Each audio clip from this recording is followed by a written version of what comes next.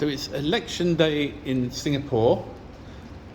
So Jock's going to the polls. There's Jock. Jock's going to the polls, but Jock's shy. But the thing is, election is for the president, and the president's a bit like the Queen or the King. They have, they don't really have any power. They're a ceremonial role. They do theoretically get to pardon. That's a nice palm. They pardon people on death row, but they've never done it. They need to consult the ruling party. They've got to consult the ruling party. So there are three candidates. There's an Indian candidate, Tarman. Oh, who are the other two, Jock? He used to be the DPM, I think. He used to be, what's DPM? Oh, Deputy Prime Minister, yeah. And then who's the other one, Jock? They are, they're not politicians. Oh, they're not politicians. I can't remember them. The two Chinese guys. I can't remember them, but yeah, they're a bit. You know, Tarman's probably the most impressive one. He's a real statesman. So I'm not allowed to photo.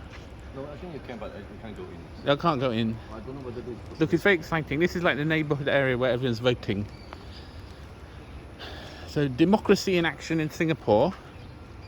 So Tarman's the most impressive one. You know, and race is important. The thing about Singapore is it's I'll find out if I'm at the right place. Oh, the right place, yeah. It's a tiny island, and there are lots of different cultures and races and religions squidged into a tiny island. So actually it's important to have racial harmony. There were riots in the 60s, so people say Singapore has an authoritarian government. Actually not really, because they work very hard to keep harmony.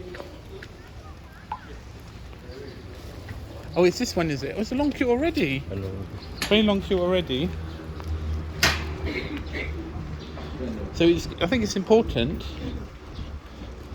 The last president was...